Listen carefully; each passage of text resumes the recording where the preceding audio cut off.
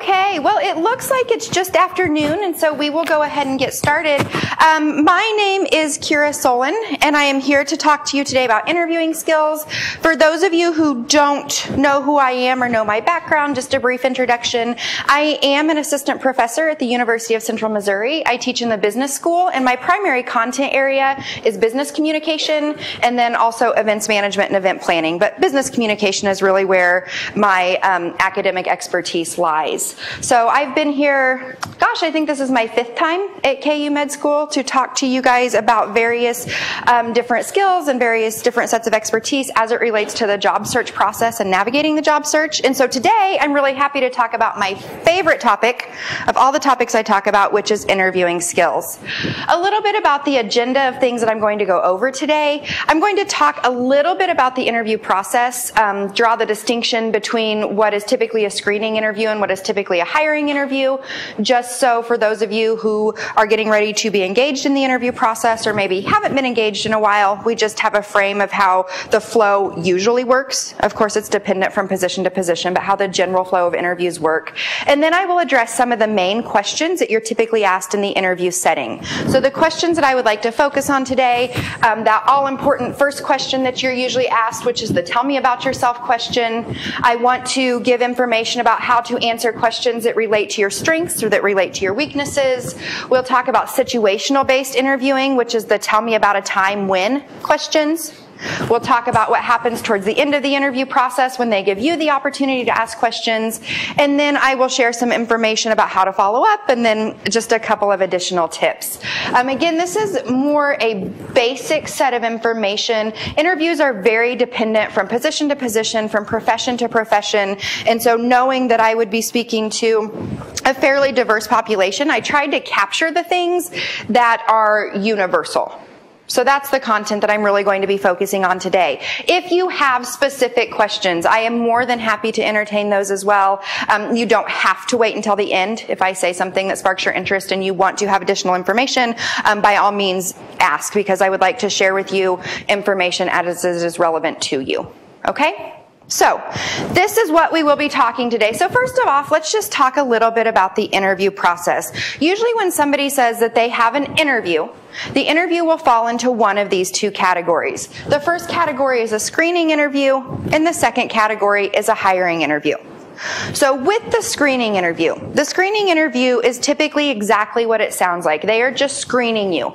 At this point in the process, instead of looking for candidates to hire, employers are more or less looking for candidates to get rid of. I mean, I hate to put it that way, but in screening interviews, they may be talking to 10 or 12 people, and maybe they're going to bring 2 or 3 to their site or to their campus in order to continue with the interview process. And so the screening interview is the part of the process where they're looking to whittle down that field.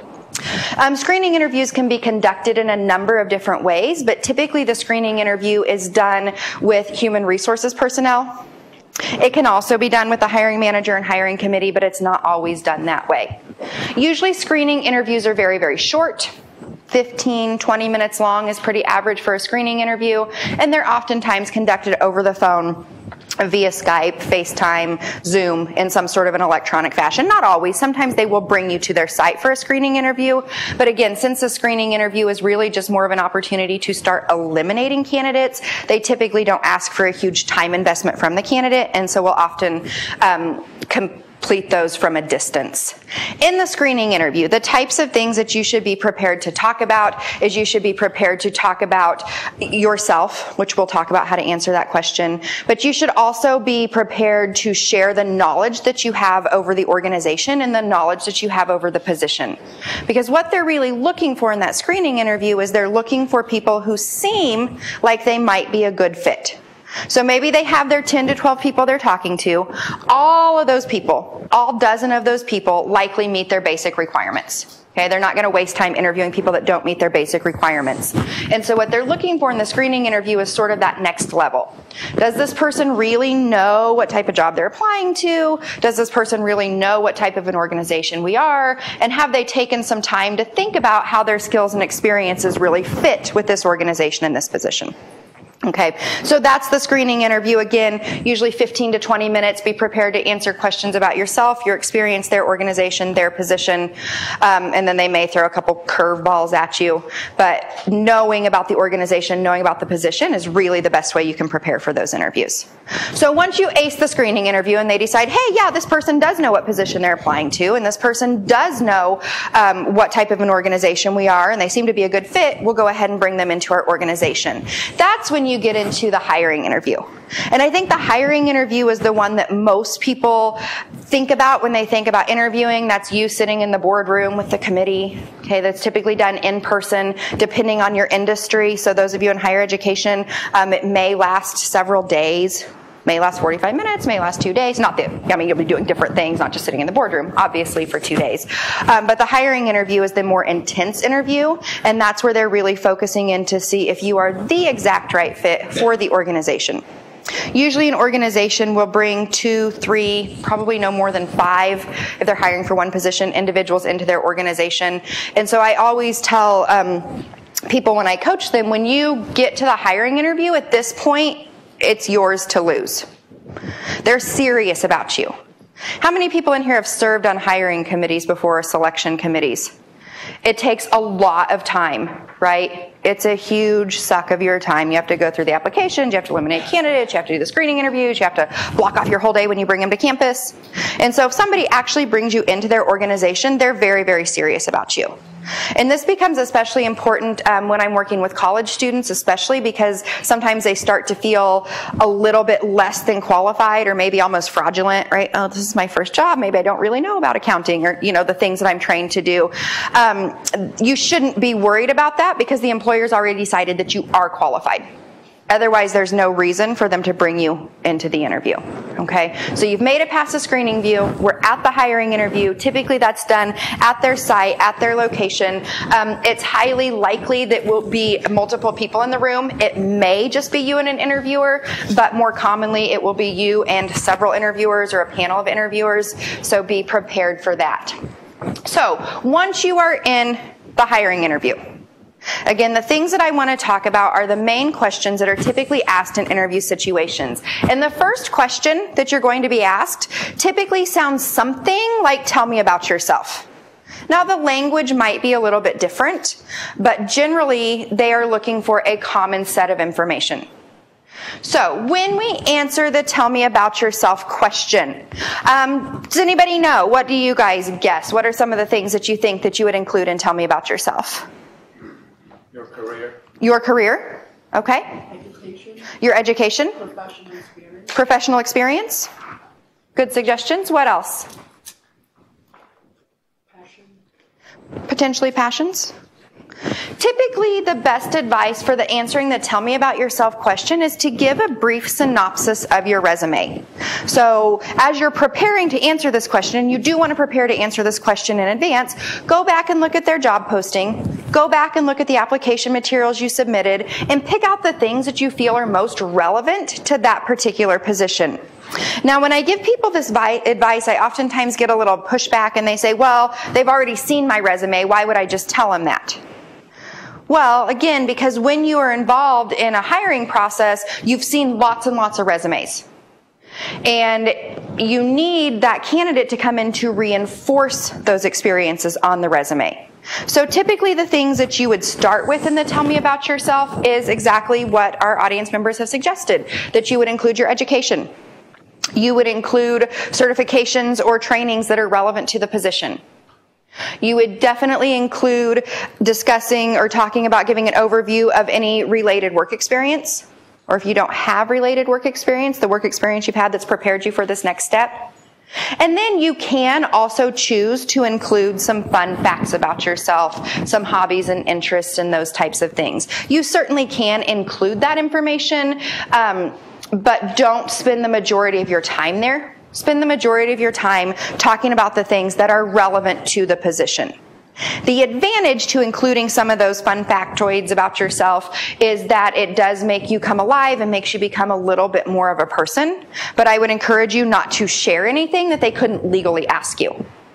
So they can't ask if you're a mom and you have kids. right? So even though that may be a big part of your identity, it's typically not something that we would share in an interview setting. So the best way to prepare for the tell me about yourself question, again, is to look at the job posting, to look at your resume, and then pick out the highlights of your resume that speak most precisely to the job that you are applying to. And this is something that you do want to practice. A lot of people neglect to practice the tell me about yourself question because they feel like it's intuitive. Well, obviously I know who I am. I can answer that question. However, when you are in the interview situation and when the intensity is there and the pressure is there and you really, really want this job and you're tired and you're overwhelmed and you might be feeling a little bit scared, people have the tendency to mess up this answer, for it not to leave their mouth very gracefully. And this is the question that sets the tone for the entire rest of the interview. And so if you can't tell somebody about yourself without talking all over yourself, repeating yourself, mispronouncing words, okay, it's not going to build a very confident appearance for the remainder of the interview. So I do recommend that people practice this question. Write it out, practice it. You don't have to memorize it word for word, because then you're setting yourself up to go blank, right, in an interview setting. But it is definitely something that you should have a good grasp on. People ask me how long this answer should be. 30 to 90 seconds. Think about it like your elevator pitch. I know that I have worked with people and coached people before that when I ask this question, I've even been in interviews before where we've asked this question and the candidate will go on and on and on for 5, 6, 7 minutes, right? And you're looking at your watch and you're thinking, gosh, this is a screening interview and I have 20 minutes to ask them 8 more questions. And we just used half our time with the tell me about yourself. So get it to be concise, get it to be succinct, but again, make sure that you hit the major areas of your resume, the major selling points for why you're qualified for this position. Okay? Tell me about yourself. Any questions about how to answer the tell me about yourself question? Yes, ma'am. Are you willing to answer more about yourself? Yeah, I sure could. No pressure. So, okay. Well, my name is Keira Solon. I am currently an assistant professor of management and business communication at the University of Central Missouri. In addition to my experience as a professor, I also own a consulting business where I work with individuals and speak to large groups about the job search process and networking and etiquette training.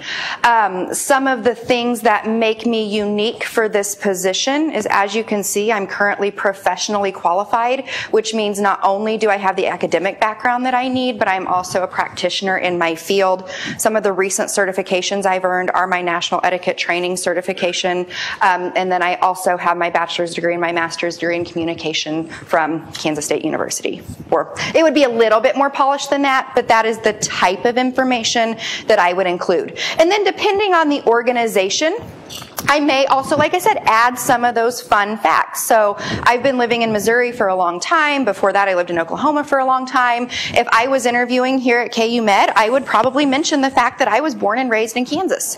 And I've been out of the state as long as I ever lived in the state, but I'm really looking forward to returning to my roots. You know, something like that. Yes, sir. If you were applying for like a faculty position somewhere, like if you were applying here, let's say, would you mention I've had this many articles published?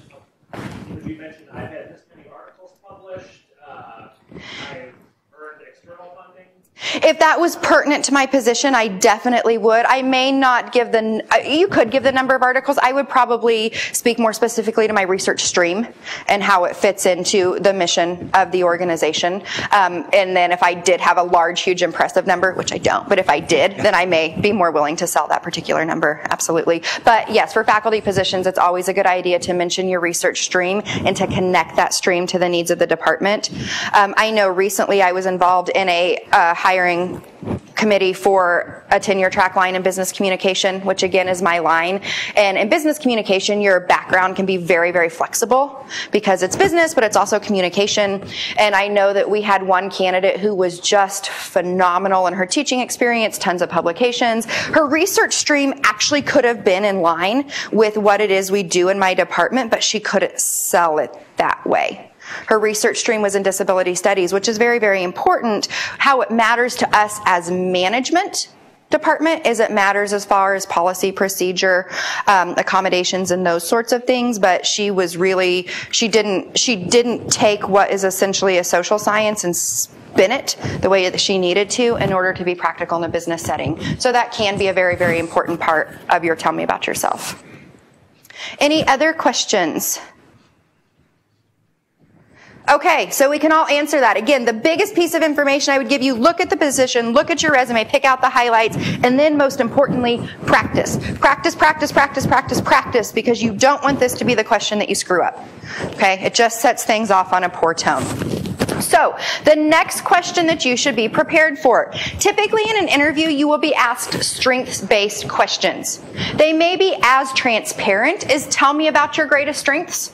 Sometimes that's a question people ask, as generic as it sounds. Very often, it will be a little bit more veiled, and it will say, tell me about your strengths as it relates to this position. Or as you review our job description, what are some things that you think that you would be especially good at? Okay, these are the types of questions where people are wanting you to share your strengths. So the important pieces of information I have about answering strengths-based questions is number one, know some strengths. Okay, that's really important. Think about this in advance. Come up with a list of 3 to 5 things that you are actually factually really good at, right? And write this list down. Because if you don't know what you're good at, the interviewer is sure not going to know what you're good at. So take some time before the interview and identify some things that are uniquely yours. So that's step 1. Step 2 is to think about a concrete time when you have really been able to exercise that strength. Again, for those of you that have served on interview and hiring committees, at a certain point, everybody's going, blah, blah, blah, hardworking, right? Blah, blah, blah, team player. People come into interview rooms and they just like give you this list of adjectives about themselves, and that's supposed to be convincing. All right, you're hired. Right? But that's not who interviewers remember. Interviewers remember the people that tell them the stories. The people that give them facts, the people that can give them quantifiable information or data. So for example, well, one of my strengths is I am a really strong communicator. Not only do I have 2 degrees in communication and teach in a communication-related discipline, but I do an average of 150 presentations per year. So I'm good at it, right? They're going to remember that. They're going to remember like, oh, gosh, that's a lot of presentations. That's a lot stronger than just saying, I'm a good communicator. I remember one time I was working with a student who was getting ready to graduate, and I was doing a series of mock interviews with her, and she told me that she was having trouble giving examples. And so one of the examples, or one of the strengths that she shared with me, is that she was really good at time management. And I said, okay, for example, and she's like, well, actually, I have a planner, and in my planner, I have every single day broken down into 15-minute increments, and I've planned what I'm doing every day in 15-minute increments. And so I called her bluff, right? Said, no, you don't. And she whipped out her planner. Yeah, she did. She actually really, really did. Now, I don't know that she should necessarily take that planner into an interview, but that was very compelling to me. That was very convincing to me. That was also like 8 years ago, and I'm still talking about it, right? So I've heard lots of I'm hardworking in the past 8 years, but I remember the girl who gave me the example of her planner being broken down into 15-minute increments. So you have to take some time to identify your strengths. And then you have to be able to connect them to a specific story, a specific experience, or a quantifiable entity that allows people to take your strength with them. I kid you not, I have been a member of interview committees where we're fulfilling 2 different positions, and so we interviewed like 8 people in one day, which was exhausting. And then at the end of the day, we all went back to the conference room, and we had all 8 resumes in front of us, and we were getting ready to make our decision. And I'm like, who was Larry? Like, I just saw Larry that day, right? I just spent 45 minutes in a conference room with Larry, but I couldn't even remember who he was. Likely because he didn't tell me any stories. Because all he did was sell adjectives about himself, and adjectives are 1, hard to prove, 2, easy to forget. So that is the trick with answering strengths-based questions. Identify some strengths and then make those strengths come alive. Okay? The more specific you can be with this, the better. And we're going to talk about that as we moved into answering the STAR and the situational-based questions. But if you can narrow it down to this one very specific time, So for example, one of my strengths is, for as structured as I am, I tend to be very flexible. For example, I am currently teaching the Advanced Events Management course at the University of Central Missouri, and the students I have for their capstone project have to host a large event. This event will be held week 12. It is currently week 7, and we found out on Monday that we have to move the date of our event because the president's inauguration is going to be that day.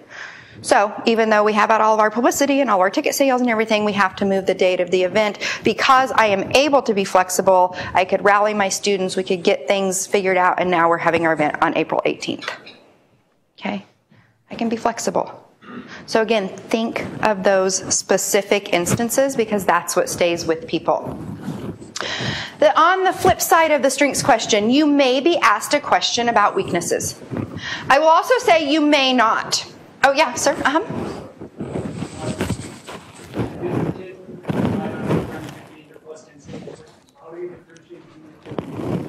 Between strengths and weaknesses? You say something about yourself and something about the strengths. Which strengths do you have? Is it like same answers? When you talk about yourself? Oh, well, in the first question, you will generally rely on those things that are more tangible, the degrees that you've earned, the positions that you've held. And then the second question will rely more on the intangible, the pieces of your personality.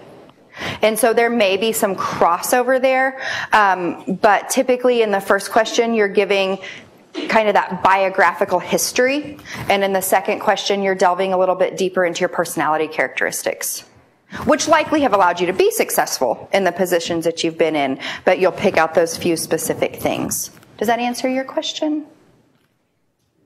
A little bit? I'm not sure I could be clear, but I'll think on that. So, the question is, what are your strengths, right? Mm-hmm. You answer one strength and you tell one story. Mm-hmm. So how many strengths do you tell? How many stories do you tell, right? Because you don't want to play all of your cards and tell your 4 stories and then go Sure. to a strength. Sure. If they give you a specific number, give that specific number. If they don't, 2, maybe 3 is probably sufficient. But yeah, you want to keep some things in your arsenal. So if they say, hey, what are some of your strengths, or what are some of your strengths that relate to this position, 2 would probably be sufficient, especially if you want to tell that really robust story that connects back to it. Mm-hmm. Other questions? All right, let's talk about the flip side then, weaknesses. There's a lot of bad information out there about how to handle weakness-based questions. Some of the general wisdom that I hear floating around is, well, when somebody asks you about your weakness, what you're actually supposed to do is you're supposed to take a strength and make it sound like a weakness. So I am just too hardworking, right? Or I am just so easy to get along with that everybody loves to come to my office. That's actually not true. That's actually not advisable. Typically, when somebody is asking you a question about your weaknesses, they're really asking you for 2 separate pieces of information. That first piece of information is, are you self-actualized enough to recognize you have weaknesses? Because I cannot tell you the number of people in my life that I've interviewed in real time and coaching also. When I ask them this question, they're like, I don't know. I don't really know what my weaknesses are. We should know these things, right? Because they're opportunities for improvement. So 1, are you self-actualized enough to know that you have weaknesses? 2, and this is the part they don't say, but why should I hire you anyway? Okay, that's the real piece. Like, what's wrong with you, but why should I still hire you? So when you answer this question, you want to answer this question first by choosing a legitimate weakness. Not a strength and making it sound like it's a bad thing, but choosing an area for yourself where you actually could show improvement, or even better, where you actually already have improved. Okay, so that's the first thing you want to do, is you want to select an actual weakness. I would encourage you not to choose job-threatening weaknesses. Okay, I worked with a professional pilot one time, and he said something about being bad under pressure, and I was like, whoa. First of all, no. Okay, second of all, definitely not in an interview, right? Let's think about something else. So choose a weakness that is not necessarily job-threatening. Then what you want to do is you want to present that weakness, and then instead of dwelling on how bad you are at that thing, You want to show them your plan for how to improve. Or, like I said, even better, how you have improved. So, for example, it might be something like, well, I don't really love speaking in front of crowds. That's not actually my thing, but for a lot of people that is their thing, right? So I really don't love speaking in front of crowds. However, since I've been working on my education, I've had lots of opportunity to give classroom presentations. I'm involved with some organizations where I have to speak in front of large groups of people. And so even though it's still not my favorite thing, I've learned to manage and can be effective when I need to. Okay? So not a great answer if you're a teacher or applying to be a trainer. But for a lot of people, public speaking's not their thing, but that's okay because public speaking's not going to be the day-to-day function of their job. So those are the types of weaknesses that you want to choose. Something that's real, something that you're actually not as good at as maybe you wish that you could be. You want to briefly state the weakness, and then you want to show how you have or how you will improve upon that weakness. Okay? So that's the trick to that one. Any questions about weaknesses or areas of improvement? Okay, this is the good stuff. Situational-based questioning. Once you get to a certain phase in the interview process, typically in the hiring interview, if there's multiple hiring interviews, you're going to be almost universally confronted with questions that are situational based. And these are the questions that are the tell me about a time when. Tell me about a time when you served as a leader. Tell me about a time when you had to think on your feet. Tell me about a time when you had to follow a policy or procedure that you did not agree with. Tell me about a time when you had to meet a deadline. Right? Tell me about a time when you had to do this very specific competency that you've been trained to do. If it leads with the language, tell me about a time, describe a time for me, then you know that what you're being asked is a situational-based question. And with situational-based interviewing, it can be very hard and it can be very scary, but I think the thing that makes it easier, the thing that makes it more manageable, is knowing that there is a formula that these responses should follow. I refer to it as the STAR method. Sometimes people refer to it as the SOAR method. The acronym's almost the same, but STAR is easier for me to remember. And so what STAR stands for is situation, task, action, and response. So whenever you are asked a situational-based question, a tell me about a time when question, your response should encompass these 4 pieces of information. The first thing we want to do is we want to set up a situation. So, what's a good one here? Keira, tell me about a time when, I don't know, does somebody have one? Employee issues. Tell me about a time when you had to deal with an employee issue. Okay. Well, in my former life, when I worked in the Office of Career Services at Oklahoma State University, I was in charge of managing our peer mentors. So I had about 15 students that reported directly to me. So that's my situation, right? I'm setting it up for you. One of these students had some issues, was getting ready to graduate, had a little bit of senioritis, some issues with authority, and was not fulfilling their responsibilities. So what were my tasks? What did I need to do? So a part of my supervisory capabilities was I need to make sure that the student was contributing to the office the way that they need to be contributing. So the action I took is I informed my supervisor. I called a meeting with both the student and my supervisor. I laid out the documented evidence of how they weren't performing their responsibilities. We talked about an improvement plan to avoid termination. And as a result, that student was able to finish working with us for the semester and was able to maintain her employment until graduation. Okay? So that's probably not the best example, but it was from a long time ago, but that walks you through it. So here's the situation I've dealt with. You need to give that sort of overview statement, right? Here's what the situation looked like. And then you need to say, here were the things that I needed to do. Here were the tasks that I needed to be responsible for in that situation. And then you say, here's the action I took. Here's how I acted upon those tasks.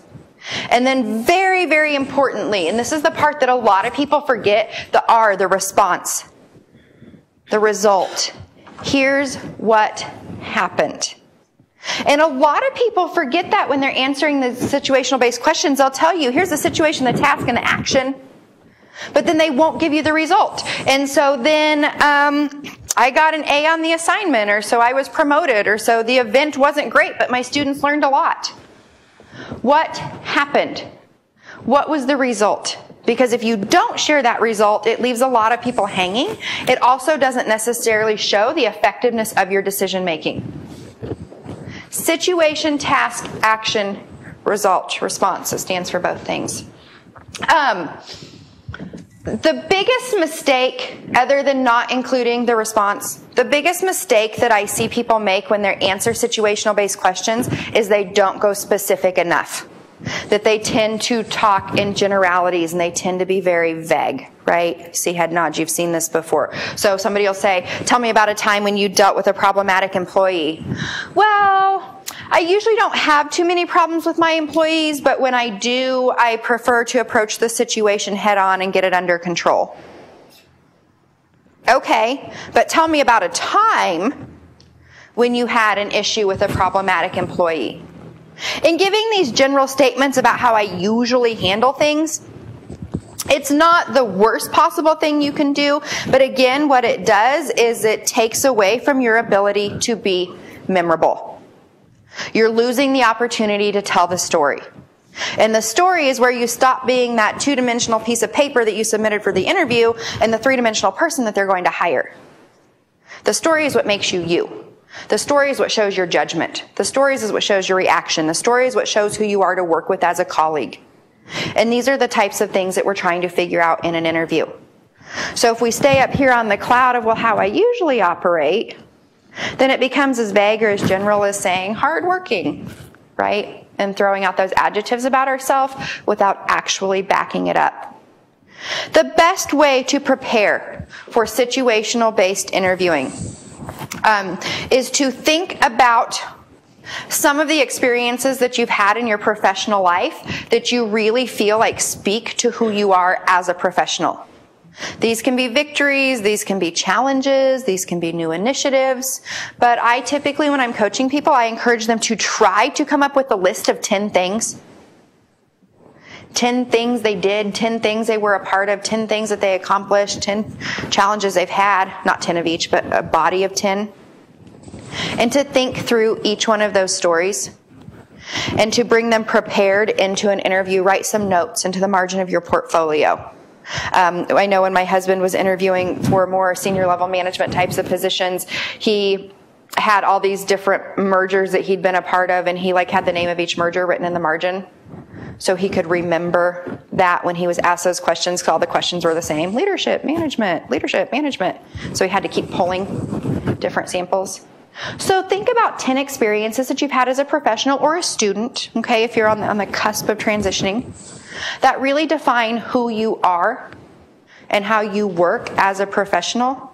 And then even though you can't always predict what those tell me about yourself questions are going to be, what's the body that they're going to draw from, if you've got 10 things, you can usually kind of plug and play, right?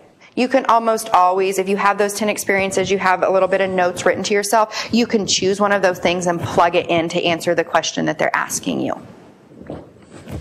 So that would be how I would encourage you to be prepared. You can't always anticipate everything you're going to be asked. That's just a part of the interview situation. But the more you know about the organization and the more you think about your experiences as a professional or as a student, the better equipped you will be to go into these situations. Situation, task, action, response. It's a real thing. I know not terribly long ago I was working with some recruiters from Cerner. You guys know Cerner, right? Okay, speaking to the right crowd here.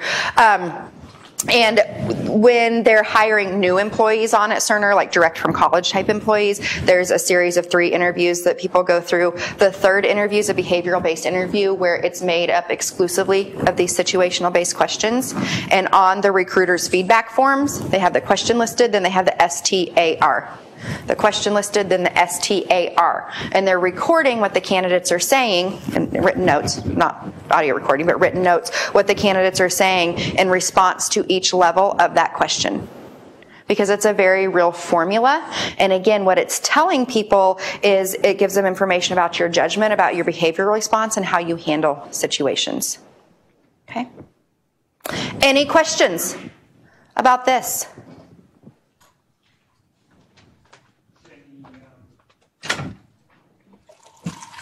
Specific questions, like it could be anything, right? So sometimes you will be like, you don't have a response for like blind questions. Is there any most common type of question? It would really depend on the types of positions that you're applying to.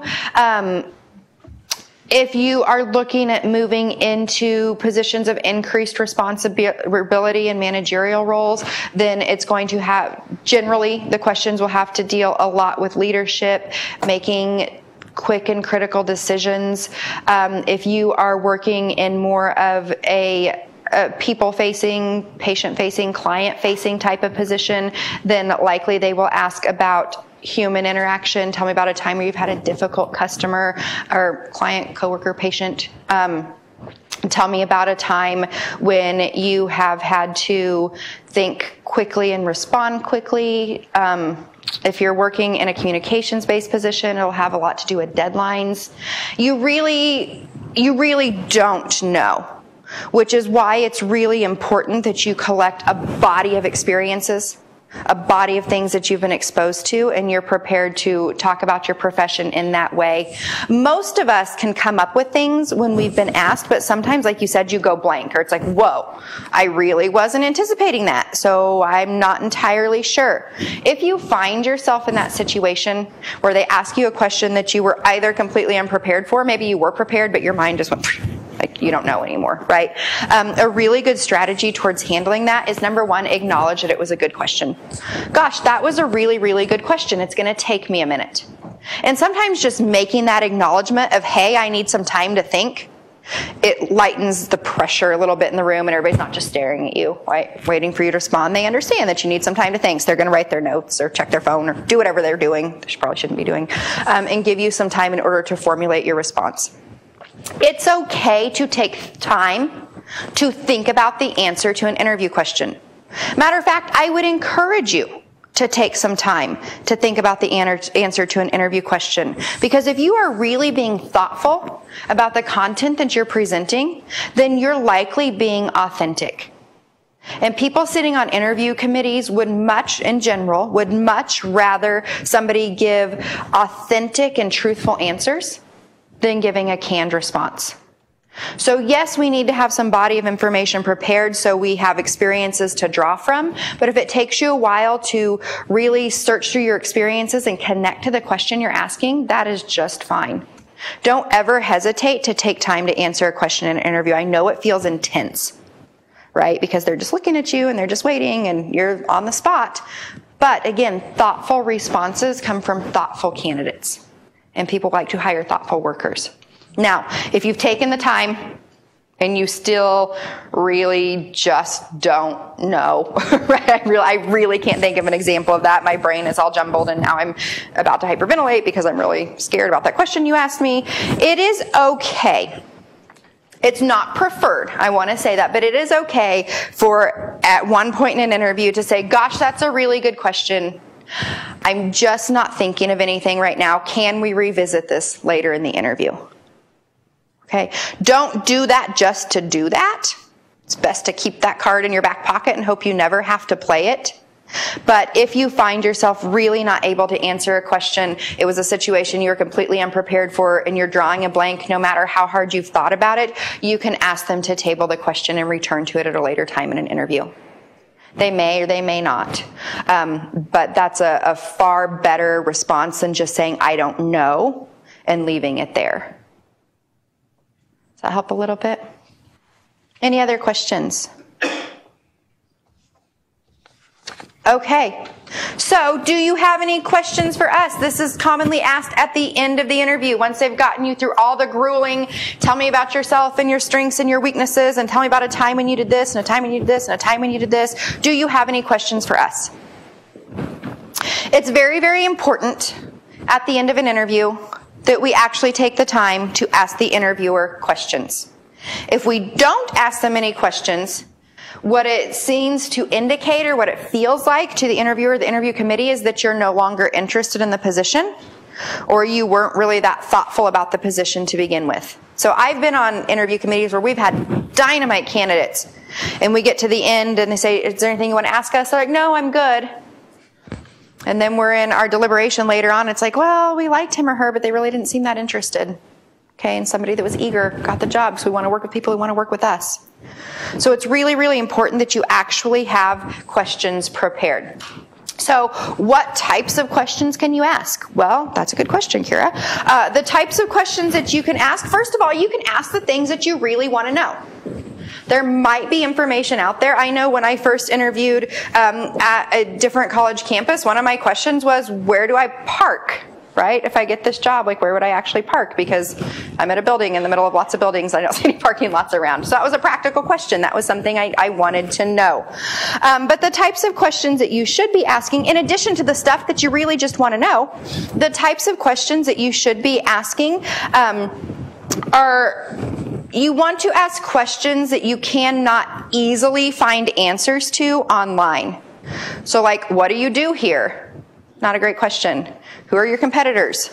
Not a great question, right? That's the type of stuff you should have researched. You want to use your opportunity to ask questions to show them that you've done your research. Well, I noticed in your mission statement that you are heavily committed to community service. I've researched and found out that you guys did these XYZ type of community projects. What other initiatives do you have to serve your community? Oh, look, I've read your mission statement and I've looked up some news articles about you. Can you go a little bit deeper with that? It's always a good idea, especially if a lot of your other questions had gotten answered throughout the course of the interview, it's always a good idea to try to build rapport with interviewers and ask them questions about the organization. What do they like working about there? What background did they have that led them to their position? How would they describe the culture? Now, people aren't always going to be honest, not going to be like, oh, terrible, this is an awful place to work, right? But asking people questions about themselves and their experiences can be a really good rapport builder. It ends things on a high note, and people love to talk about themselves. So giving them an opportunity to do so, again, really sort of opens up a friendly dialogue. Other questions that I would recommend that you ask, matter of fact, I would require you to ask these if I could require such things of you, is questions about the process. Where does your process go from here? When will you be making your selection? How will you be notifying candidates? I even asked the question, if I am not your selected candidate, how will I be notified? Because sometimes they just never tell you. And 3 months later, you're like, well, I guess I'm not getting that job. Never heard back from anybody. So ask those process questions. It is absolutely 100% your right as a candidate to know how the process works, how you will be notified. Okay, a lot of people are hesitant to ask those questions because for some reason they feel like they're overstepping a boundary. When you are a candidate and you are involved in the process and they've taken your time to have you come interview, again, it is absolutely your right as a candidate to know, at least loosely, when decisions will be made and how you will be contacted. Ask as many of those questions as you need in order to feel comfortable with the situation.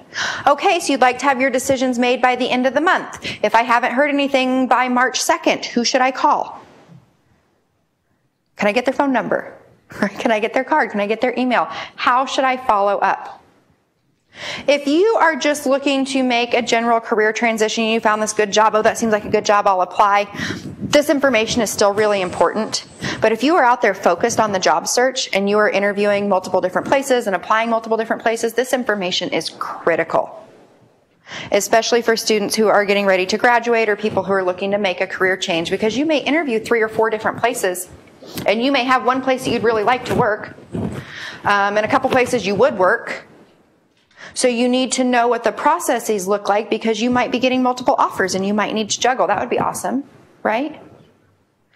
But again, I can't reinforce this enough. It's your right to know. You don't even have to feel a little bit weird about asking these types of questions.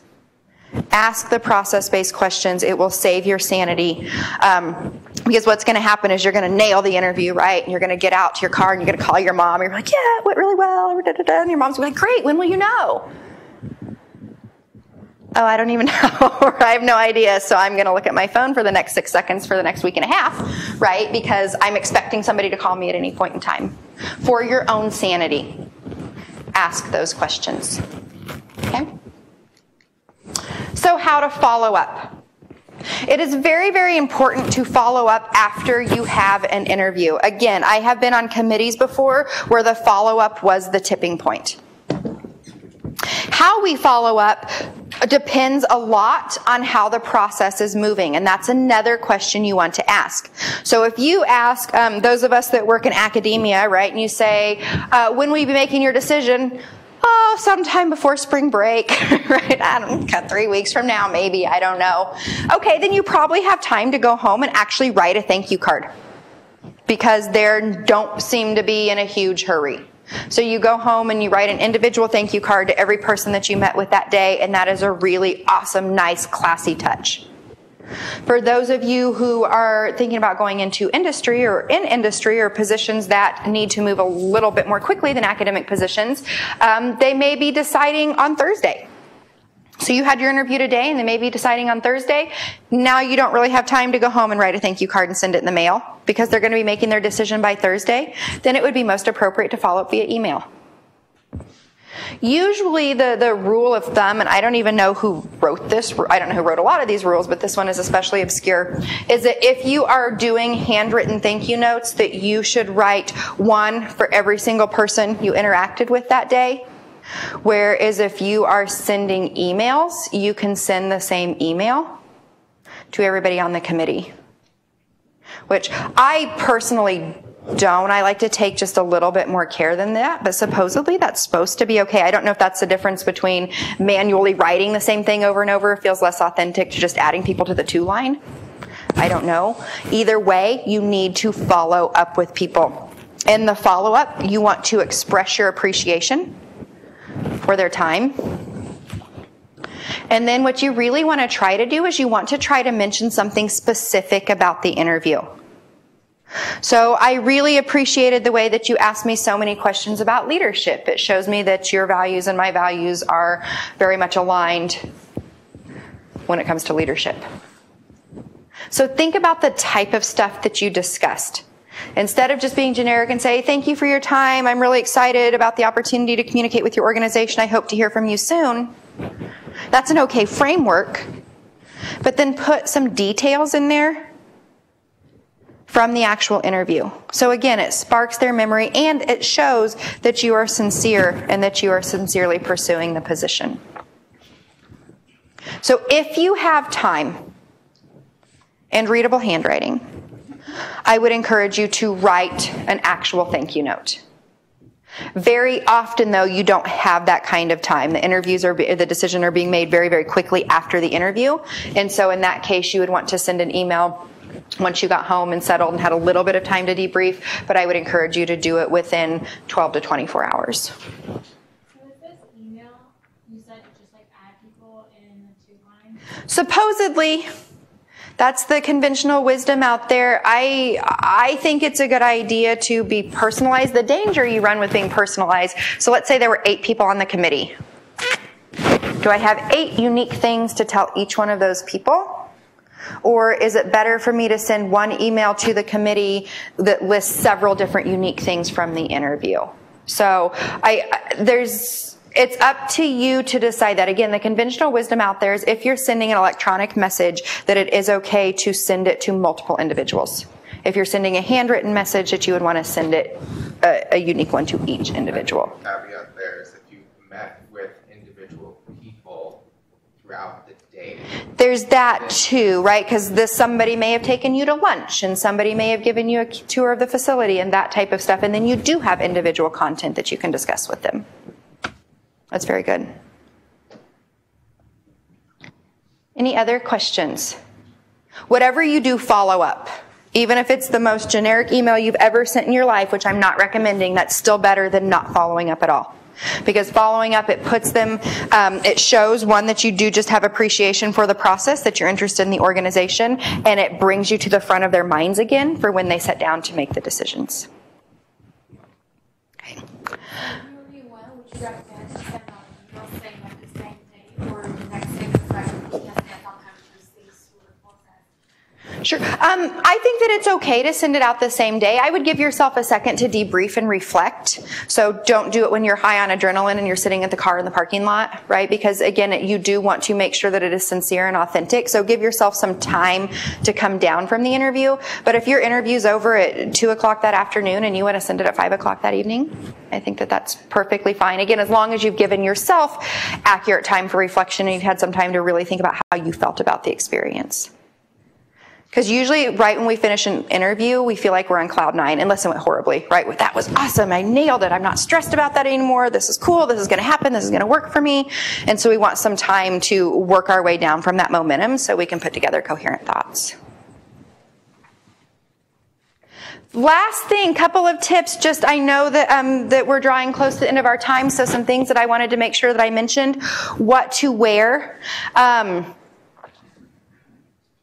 Unless otherwise stated, and you know for a fact that the dress code is something very specific, it is a good idea to wear a suit.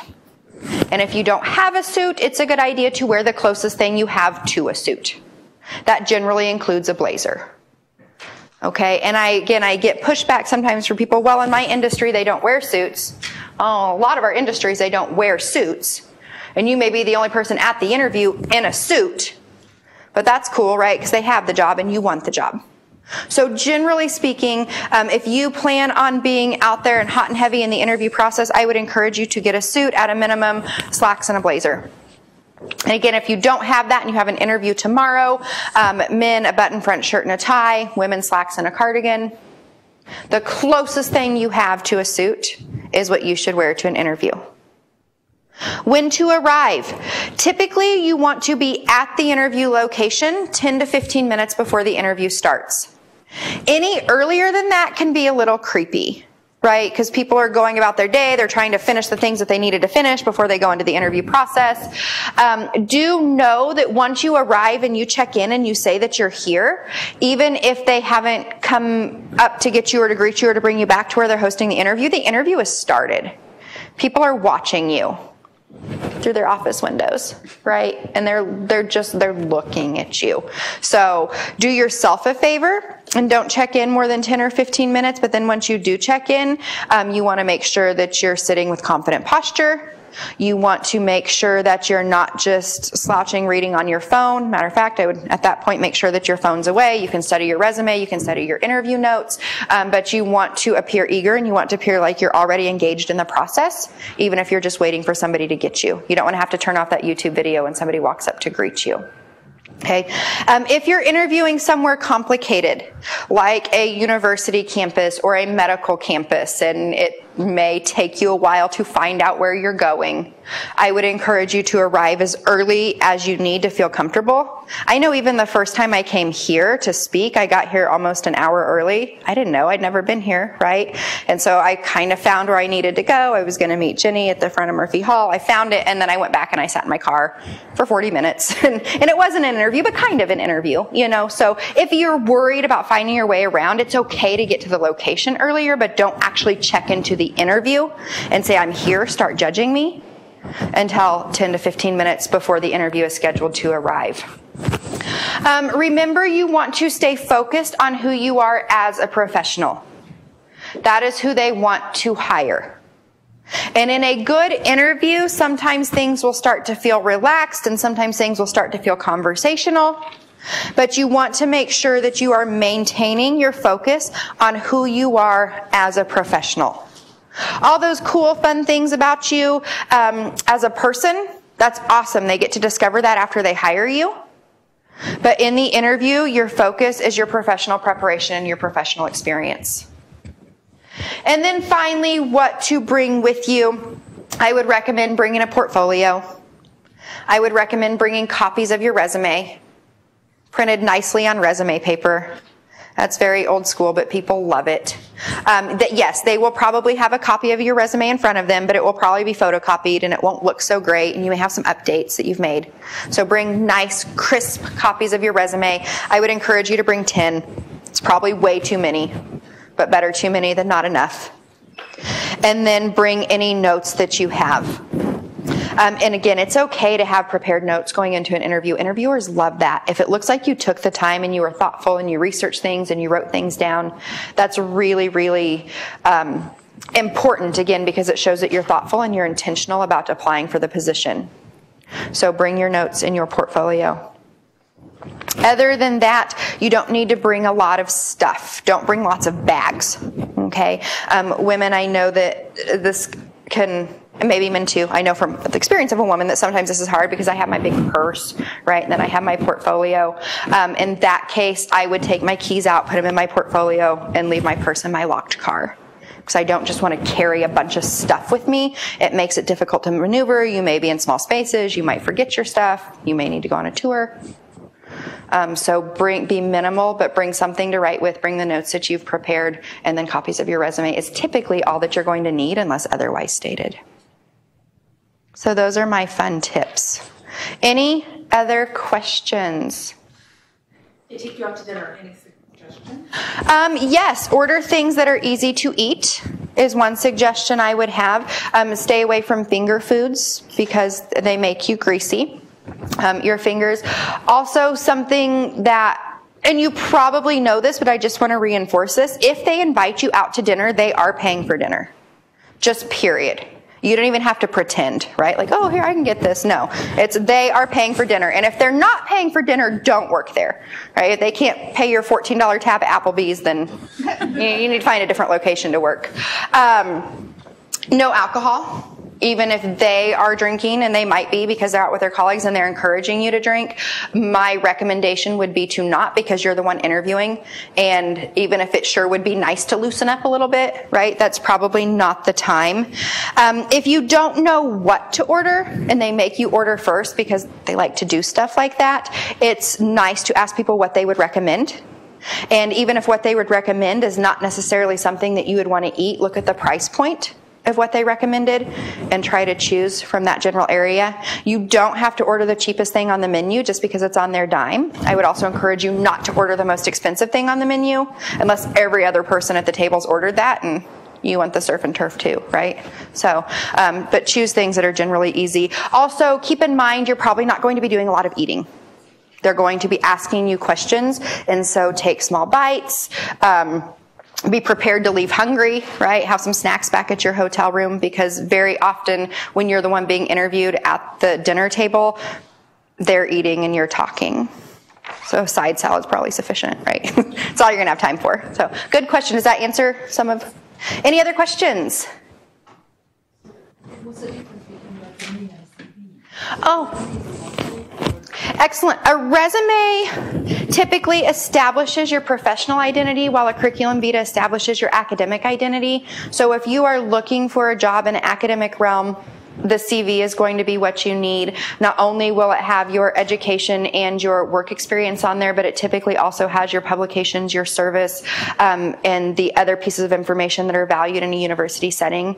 If you are looking at working in industry, the resume is typically going to be most appropriate. For entry-level positions, 1 page is the recommendation, but as you move up into your career and you have a body of experiences, 2 pages is not only just fine, but better, right? Because you have more stuff than what 1 page can necessitate. If you're looking at making the transition from an academic setting where you've been reliant upon a CV into a industry setting where you need a resume, research is typically not included in a resume, but if your research drives your industry, your expertise, then I would encourage you to include abbreviated version of some of your research on your resume, even though when you look at resume samples, you're likely not going to find a lot of samples with research included.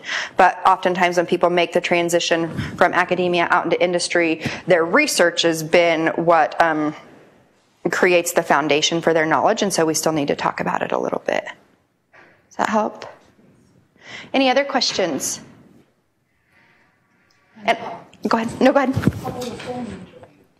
A phone interview, that's usually the screening interview. Not always. Sometimes hiring interviews are conducted over the phone if you are going to be interviewing at a remote location or somewhere where they're not going to pay your travel expenses. With the phone interview, you want to treat it like a real interview. So make sure, I would even recommend putting on your suit because it's going to affect your confidence and the level of professionalism that you experience. Things that are important about a phone interview: speak slowly and clearly because it is harder to understand. The same would be true for Skype or Zoom or any sort of electronic interface. Speak slowly and clearly. Be prepared, be in a place that's nice and quiet. Test your technology before the day of. So you want to make sure, have somebody try to call you on the method they're going to call you and make sure that there's not a bunch of static or, that you make sure that your phone is charged up. So I would say in general, treat it like it's a real interview. Prepare at the same level, dress at the same level, be sitting there waiting for the phone to ring 10 to 15 minutes before the interview starts, just like you would show up. But then take the added care of making sure that your technology is functioning and you're somewhere where it can be quiet. We did a Skype interview not too long ago for a faculty member, and she did a phenomenal job. And then right at the end, her naked 2-year-old ran across the room screaming, and you could see the husband following, like, "No, come back!" And not why we didn't hire her; there was just a better candidate. But try your best to to remove yourself from those potential situations. Oh, yes, ma'am. What if you don't hear back in the time frame they tell you you're going to hear back? Is that usually should you follow up? Yes. You should definitely follow up. If you are looking at working in the world of academia, you're probably not going to hear back in the time frame they tell you because it always moves slower than you think it's going to. So if that's your world especially, don't become discouraged, but follow up. In industry, generally speaking, things move at a faster clip, but that's not always true. And somebody may have gotten the flu, right? They may have had a committee meeting and somebody wasn't able to come in that day, so they have to delay their decision making. It's nice to think that people would be in strong communication and they would email candidates and say, "Hey, we thought we'd have our decision made, but we haven't." But that usually doesn't happen. So before you get discouraged, before you write it off, make that follow up because life happens to everybody. And usually these decisions are made collectively. And so if one of those individuals becomes unavailable, then it can delay the whole decision-making process. There's oftentimes various levels of approval. And so they may have already decided to hire you and your paperwork's laying on somebody's desk somewhere who's in the Bahamas for their anniversary, right? And they can't move forward until it's been signed.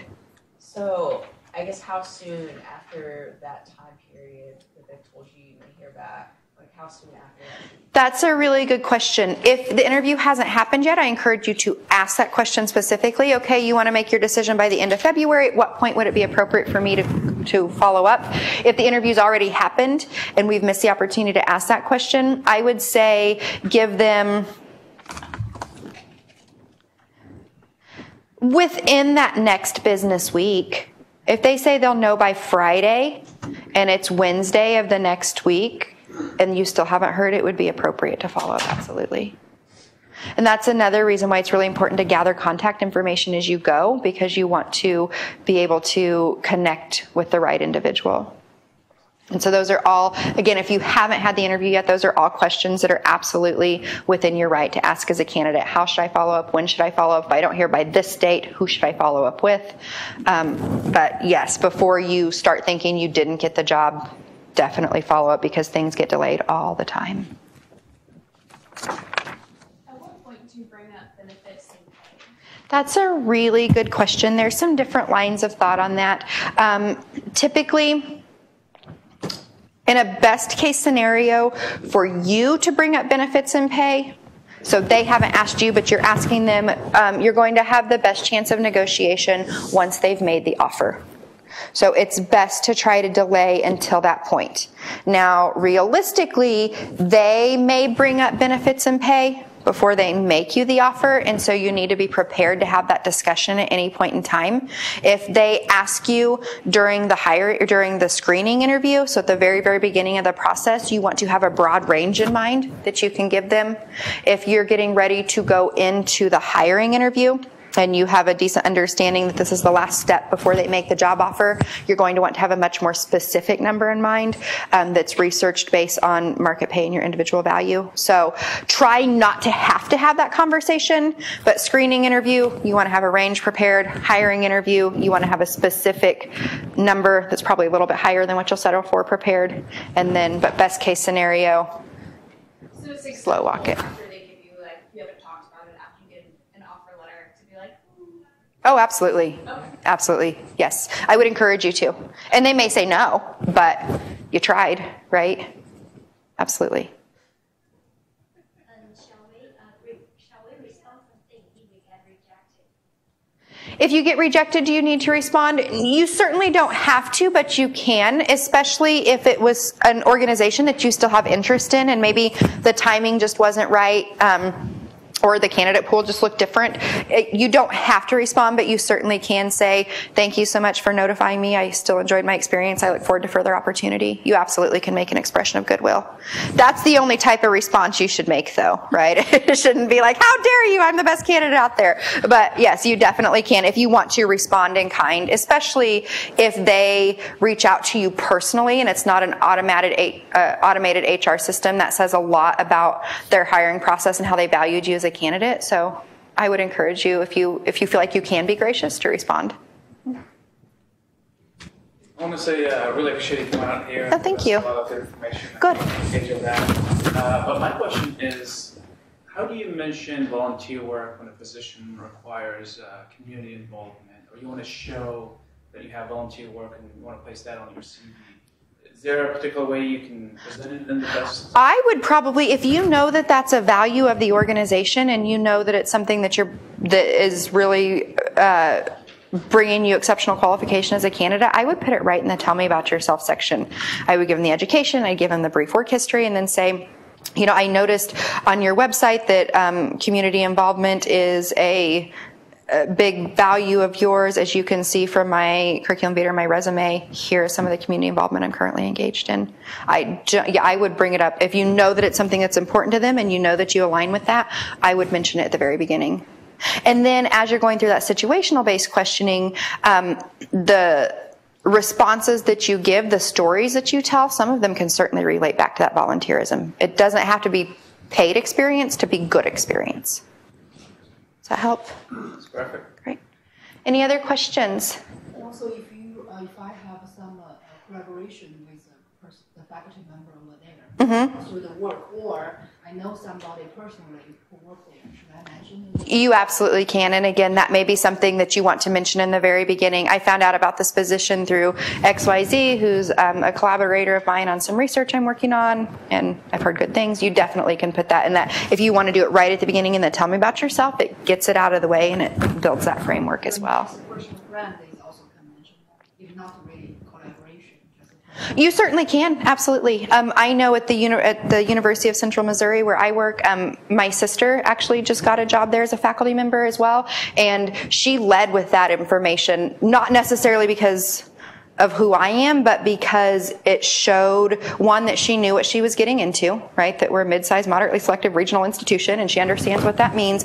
Two, that they perceived it as she would likely stay, because there's family, there's roots, and so you can't really say that in an interview, like, I would like to make my home here and raise my family here. That's not interview appropriate, but because there's that personal connection there, it gives people, although sometimes false, a sense of reassurance that this might be somewhere you'd like to stay and grow your career. So it's absolutely okay to mention. The only thing, and I don't want to be a naysayer or be overly cautious, but the only thing that I would encourage you, let's just hope that person has a strong reputation. That would be the only danger. If your friend actually turned out to be that guy, then it may not be best to associate yourself with that. But I think that you could use your own judgment to determine that, right? Do you think it's all right or appropriate to ask them for their business cards as you're talking to them? Yes, definitely. It means to remember. It means to follow up. If for some reason it's not the right position for you right now, somebody to add on your LinkedIn profile, build your personal network, and try again. Definitely. Don't bring your business card, though. Well, if your business card's a personal business card, you can bring it, but it's poor taste to bring the business card from the organization you're currently employed with.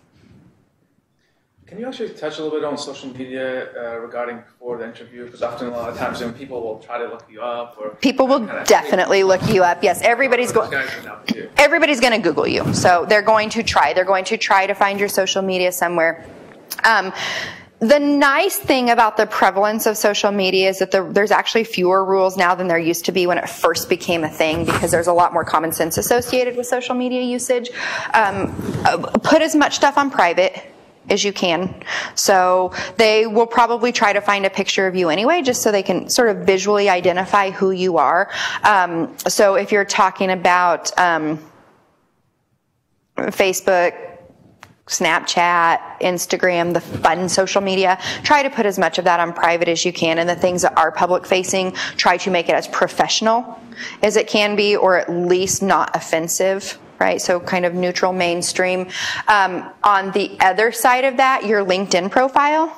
If you're getting ready to go on the job search, make your LinkedIn profile as robust as possible, as visible as possible. Make sure that you have your information up to date. If you can get recommendations up there, that's great. Because why people do want to creep on you, right? They do want to see a picture of you, and they do want to find out stuff about you. If they can do that in an ethical sense that relates best to their organization, which is LinkedIn, that's going to satisfy a lot of their curiosity and teach them some things that may not have necessarily been highlighted in your application materials. So with the fun, the personal social media, try to, again, put as much of it on private, and what's public facing, make it as professional as possible. But then if you're getting ready to engage in the job search process, I would spend a lot of time getting your LinkedIn profile up to date. And if you look at mine, you'll see that I'm clearly not engaged in the job search process because it's not as up to date as it needs to be. But that is a really big tool that people use. I did kind of have a statement. I had a lot of people who interview, for example, use their personal email, and things like hotmama@yahoo.com. Yeah. So in terms of that, is it better to just make another email? It's best to have an email that all of your job search communication is routed through. Again, especially if you're getting ready to engage in a full-on job search process. Because you don't want any of that communication to get lost, because you want to have your central hub where you're collecting that information. So first name dot last name, or something of that variety is a good way to go. If you just saw a job and you just wanted to apply for it, and you're not necessarily fully engaged in a job interview process, I wouldn't necessarily recommend setting up a whole email just to manage that, as long as you have one that's reasonably professional sounding. But we shouldn't, again, just ethically use our current employment organization as our email address. It's just, and a lot of organizations wouldn't even really care, but it's kind of icky feeling, because it's basically time theft, right? So good question. But yeah, Hot Mama Yahoo. Yeah. Not can get a job in your industry anyway. So some industries may want that. Yours probably doesn't. So. Any other questions? Just to talk about the picture. Should we include the picture into our resume or CV? Typically not. Typically not. There are some professions that would encourage that. I would discourage that. It can create some interesting challenges for human resources. And so I would encourage you not to do so. They will find you on the internet if they want to see your picture, but it opens human resources up to some potential discrimination types of stuff, and so it's best not to do that. My name in Chinese actually is a management here, so sometimes I include my picture. Okay, I would encourage you not to. I would even say it might be helpful that your name sounds like a man's name. I hate to say that, but that may not hurt. So. Other questions?